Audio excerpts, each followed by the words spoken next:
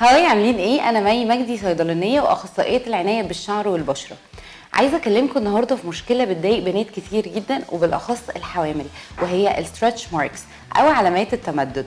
دلوقتي هنعرف نعمل ايه ونستخدم ايه وازاي نقضي عليها تماما. الحامل من الشهر الرابع لازم تبدا تستخدم اي كريم مضاد لعلامات التمدد او الستريتش ماركس. طبعا ما ينفعش قبل كده خالص، لان اول 3 شهور ممنوع خالص ان احنا نستخدم اي منتجات على بشرتنا، ودايما بنبعد عن اي مخاطر.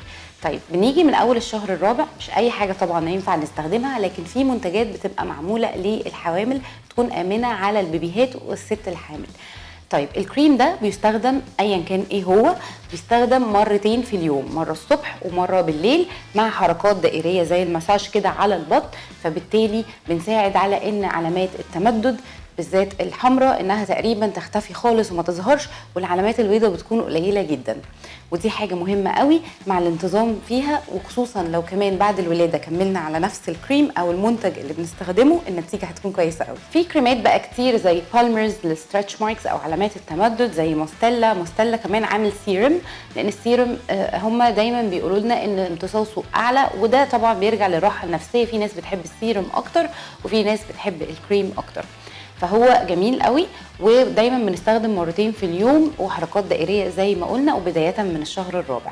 كمان عندي اختيار ان انا استخدم زبده الشيا، ودي بتكون كويسه قوي، لكن فيها عيب واحد ان ريحتها مش بتكون حلوه، فعلشان كده مش كل الناس بتستحملها، رغم انها فعاله جدا ومليانه احماض دهنيه جميله مفيده للبشره، وكمان الاسيدز او الاحماض اللي هي مفيده لشده البشره ومرونتها، وامنه لانها طبيعيه ما فيش منها اي مشكله. ونيجي بقى لبرود بيل كريم، اللي انا بشوف ان هو اكتشاف.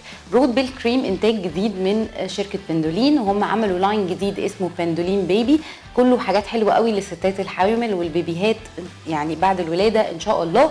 فهو برود بيل جميل جدا لانه مكوناته خطيره، ده غير ان هو منتج مصري ومتوفر، فطبعا سعره هيكون معقول، وكمان انه التركيبه نفسها بجد هايله. يعني هو في مستخلص الجزر، في طحالب الميه المستخلص بتاعها، في الكافيين، في كمان ماء الكيوي، وفي كمان الالكارنيتين، وكلها حاجات مضاده للاكسده وفعاله جدا، وتركيبتها مع بعض هي الفكره. كمان هو بيوفر حاجات كتير قوي لاي ست حامل، ان هو زي ما قلنا بيستخدم مرتين في اليوم مع حركات دائريه صباحا ومساء، وكمان ان هو طبيعي، وان هو نتيجته فعاله وملوش ملمس كريمي قوي، وكمان سريع الامتصاص. والحاجات بقى اللي بيعملها هقولها لكم دلوقتي على طول. بيزود مرونه البشره، وطبعا دي حاجه كويسه قوي لان البطن بتبدا تكبر، فالمرونه لما بتبقى زياده بنلاقي ان مفيش وجع في البطن مع ان كبر البطن، علشان طبعا البيبي بيكبر. كمان هو بيقضي على علامات التمدد الحمراء خالص، وبيقلل ظهور العلامات البيضاء، فدي حاجه كويسه قوي برده. وبيزود الترطيب قوي قوي للبشره، فطبعا دي برده حاجه كويسه جدا ومهمه للغايه.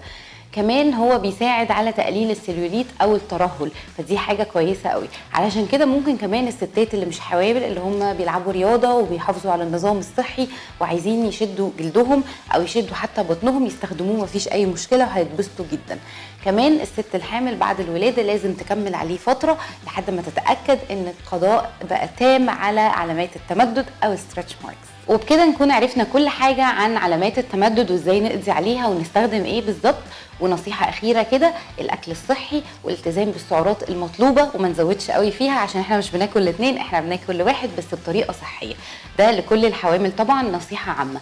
وعايزه اقول لكم انه لو عجبكم الفيديو ما تنسوش تعملوا لايك وشير، واكتبوا لي لو في اي استفسار في الكومنتس.